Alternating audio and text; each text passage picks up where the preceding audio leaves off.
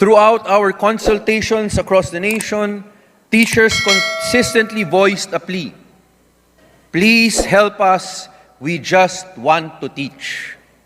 However, as what many of us has been made aware, their lamentation extends beyond issues in the classroom, and as additional responsibilities ranging from canteen management to filling up forms for the central office and even serving as coordinators for programs such as 4Ps or DRRM. Over 50 tasks, according to the Department of Education's inventory, pulled them out of the classrooms and away from their students.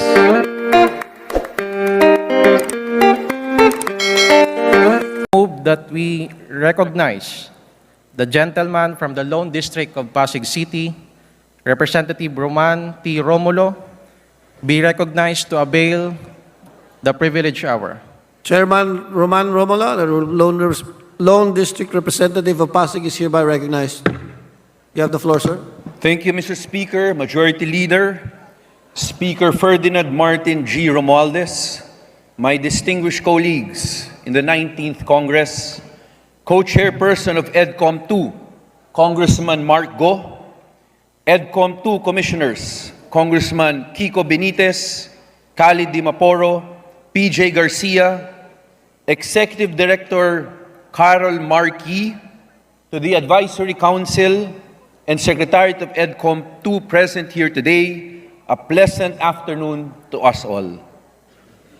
Mr. Speaker, my honorable colleagues, allow me to update this august chamber on the state of education in our country based on the Year 1 report of Edcom 2. In December 2019, the Organization for Economic Cooperation and Development released the report from the 2018 cycle of the Program for International Student Assessment, or PISA, which the Philippines joined for the first time. Headlines at the time consistently highlighted a distressing reality. I quote, that among 79 participating countries, the Philippines ranks lowest in reading, math, and science. Close quotation. This raised alarms and ignited a collective acknowledgement of issues within our educational system.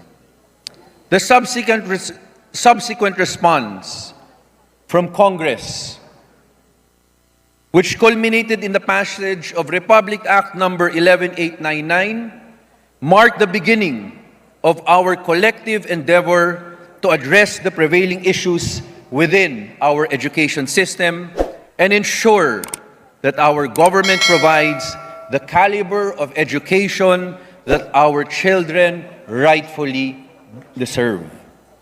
A year ago today, the Second Congressional Commission on Education convened to answer a pressing question. Is our country facing an education crisis? Beyond mere validation, our objective was to delve into the roots of this crisis and understand why it persists. Today, I stand before you to share the initial findings derived from a year spent unraveling the complexities of our educational landscape. These preliminary discoveries, focusing on 12 of our 28 priority areas, result from extensive data analysis and deliberations, 19 hearings, 12 focus group discussions, and 23 site visits across the nation. As we delve deeper, we anticipate a more profound understanding of the challenges at hand, which will, in turn, enable us to craft enduring solutions. Let us begin with early childhood. Studies show that the Philippines has one of the highest rates of under 5 stunting globally. And while our laws and programs adhere to global standards, implementation has become fragmented, coverage remains low, and targeting has been weak. During this critical period of cognitive development, lack of nourishment for both the mother and the child, especially in the first 1,000 days of life, carries consequences on the child's growth, learning trajectory, and overall life outcomes. On the matter of early childhood education, despite Republic Act 6972 of 1990, which requires each barangay to have at least one daycare center, access to such facilities remains inequitable. A study by the Philippine Institute for Development Studies, PIDS, shows that only 36% of barangays have daycares or child development centers. The disparities are also stark. In the first-class municipalities, there are up to 6 centers for every 10,000 children ages 3 to 4. However, in 6th-class municipalities, this number drops to only 1 to 2 centers for every 10,000 children. Adding to the complexities, another issue of concern arises in the qualification of those entrusted with running these centers. The workers and teachers, by and large, lack the necessary training in early childhood education, ECE. Alarmingly, barely half of them have a college degree. 17% possess only a high school diploma, and a staggering few have received formal training in ECE based on data provided by the ECCD. Since 2005, the higher education institutions nationwide offering an ECE teaching program have only 3,993 graduates. This translates to less than 4,000 graduates in 2 decades, averaging barely 80 per year, a figure insufficient to meet the demands of our population. Compounding the issue is the employment status of the majority of these workers and teachers, holding non-permanent positions and receiving an average monthly wage of only 5,000 pesos. Worse, 19% of them, about 1 in 5, receive only an honorarium of 1,000 pesos per month. While our basic education system boasts of a net enrollment rate close to 90%, the results of various international and national assessments underscore a disconcerting reality. Students are not learning effectively during their time in school. This disconnect between enrollment figures and the actual efficacy of learning within our educational institutions highlight the necessity of re-evaluating our pedagogical approaches and education policies. With regards to textbooks and learning module, we allocate over 1 billion pesos annually for textbook procurement on the belief that students benefit significantly from access to printed materials for both structured and self-directed learning. The review of Edcom 2, however, reveals that over the past decade, the government has effectively procured merely 27 textbook titles for grades 1 to 10 students. Out of the 12.6 billion pesos allocated for textbooks from fiscal year 2018 to 2022, less than 1 billion pesos has been utilized. The challenges in procurement have also impeded our ability to assess and gauge the learning outcomes of our students. On paper, despite the existence of numerous assessments, such as the National Achievement Test or NAT, designed to inform the development and adjustment of any such interventions in the basic education sector, Edcom 2's analysis shows that out of the 27 key stage assessments scheduled from 2016 to 2023, 13 were administered late and 11 were not administered at all. This lapse in conducting assessments at designated times created a void in the system's level assessment data. Consequently, stakeholders have resorted to implementing additional tests, resulting in a proliferation of redundant assessments with varying quality, producing results that neither comparable nor are generalizable at the national level, and ultimately placing an undue burden on teachers who sacrifice valuable instructional time to administer tests without obtaining meaningful and actionable results. In response to the perceived learning loss during the lockdown during COVID-19, schools are on track to implement the National Learning Recovery Program.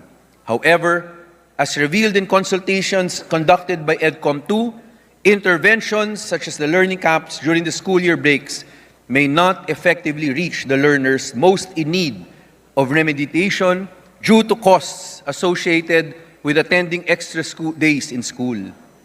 It is crucial for us to strive to making learning equitable and to target support towards those who need it most.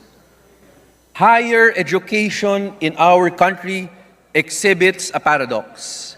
While enrollment numbers are increasing, we are also seeing heightened dropout rates. Alarming data from the Deped indicate an attrition rate as high as 41% in 2020. Access to higher education also remains elusive for the economically disadvantaged. Despite budget allocations, inequities persist, and the intended beneficiaries of the subsidy program deviate from their original purpose. Enrollment figure among the poorest students have only seen a marginal improvement from 1.7% in 1999 to 6.1% in 2019, illustrating the depth of inequity in access. Most of those who have availed of the tertiary education subsidy lie outside the category of the poorest of the poor, clearly deviating from the spirit behind the enactment of the Universal Access to Quality Tertiary Education Law. In 2018, listahanan beneficiaries in the subsidy program comprised 74% of enrollees. In 2022, this share dropped to 31%, with the majority of grantees hailing from the municipalities without SUCs and LUCs. In teacher education, disconcerting passing rates in the licensure examinations persist, raising questions about the continued operation of the underperforming institutions.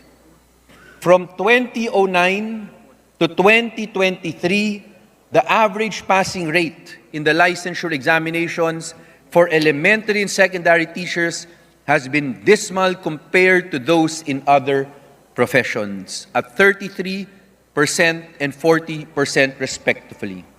Edcom also found that between 2012 and 2022, 77 higher education institutions offering Bachelor of Elementary Education and 105 HEIs offering Bachelor of Secondary Education continue to operate despite having consistently zero passing rates in the licensure examination for teachers or LET.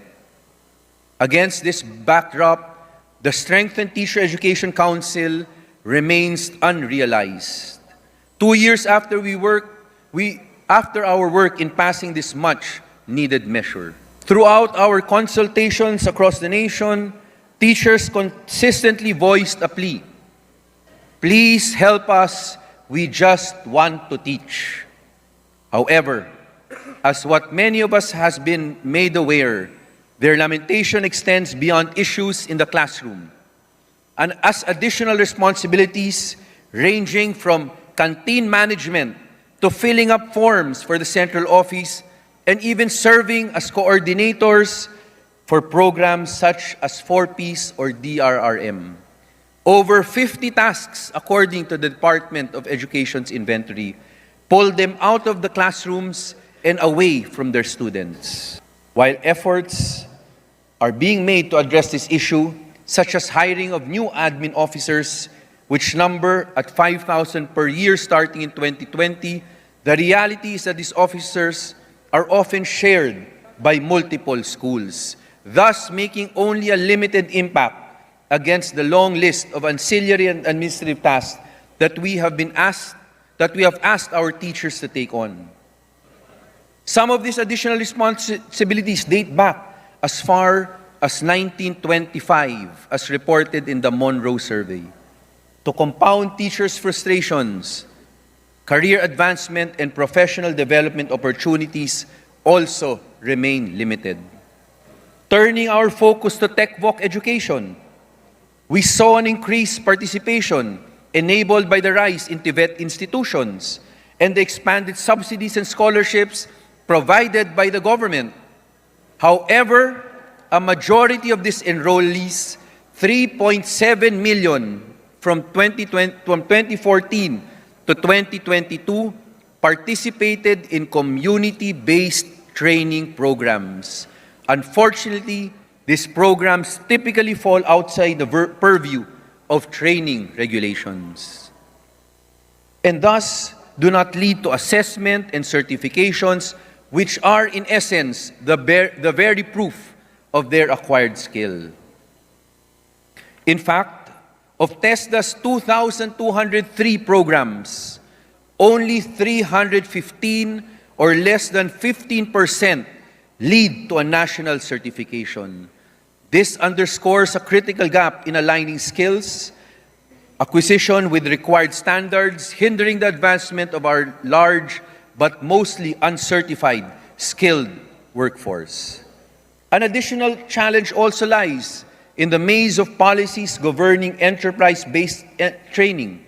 With the existence of 6 distinct government policies and programs contributing confusion on the ground, this is all more concerning considering the majority of our skilling programs, 64%, are designed for NC1 and NC2 levels, which yield only marginal improvements in income for our learners after completing the training.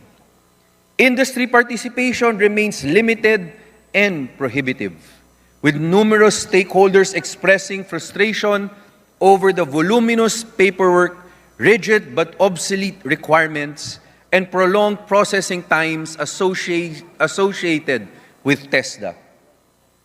The resounding message, Mr. Speaker, is unmistakable. We must invest in higher level qualifications that align with the dynamic demands of the labor market. This requires a transformation in bureaucratic systems, making them more agile and responsive to the rapidly changing needs of the industry. At the root of these profound challenges in governance, are the profound challenges in governance and finance.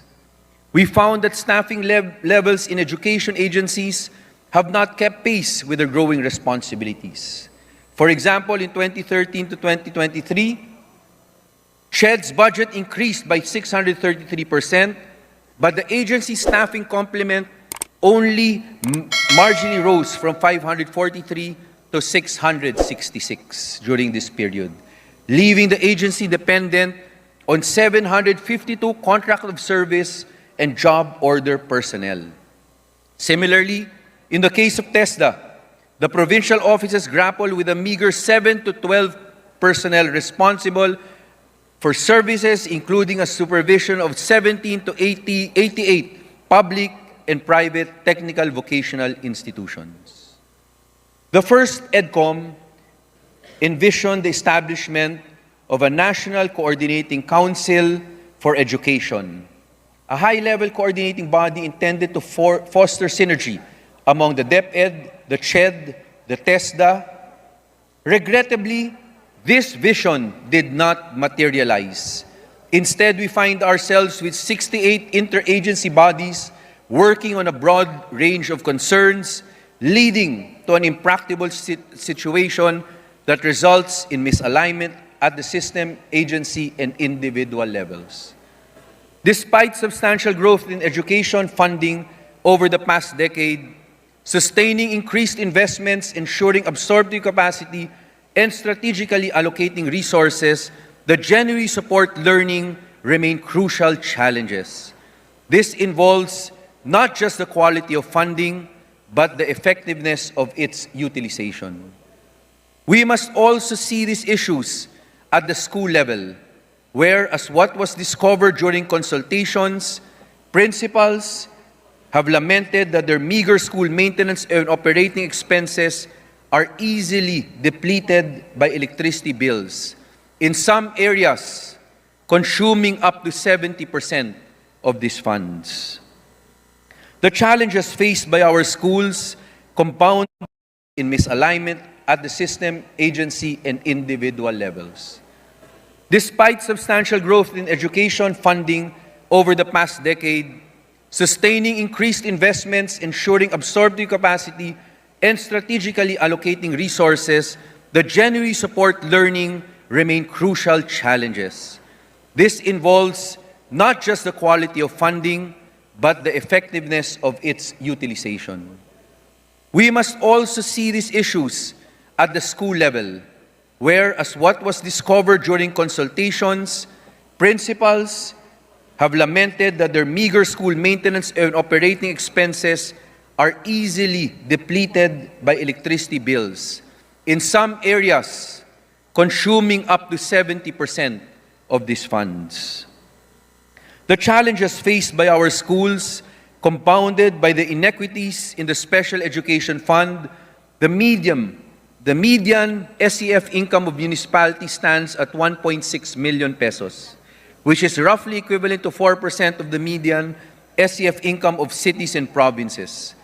The contrast bears further between first income class municipalities, which have 68 times more SEF compared to their sixth income class peers. The SEF burdened with a growing list of expenditures, including nutrition and early childhood education.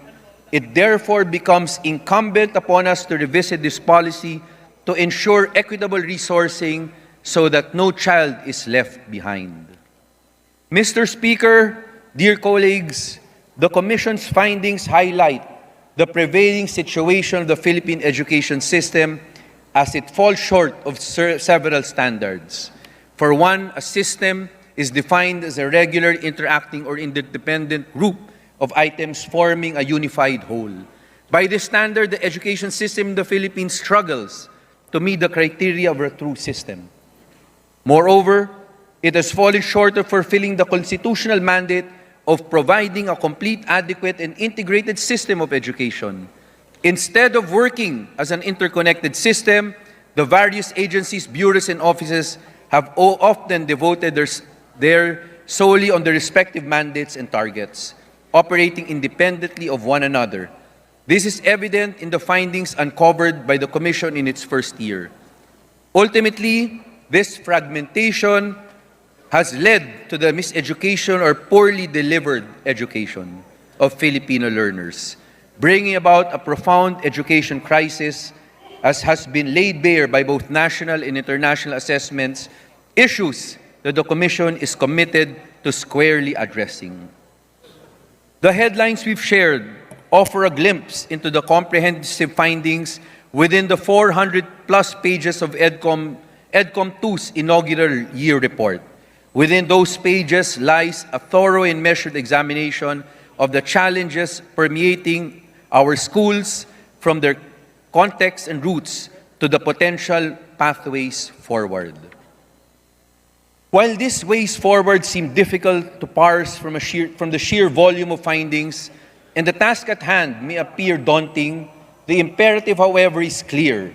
It is incumbent upon us to shift from piecemeal reform towards a strategic and united approach that aspires to not merely seeking short-term solutions to the challenges we have uncovered, but to ultimately build a robust and genuine education system.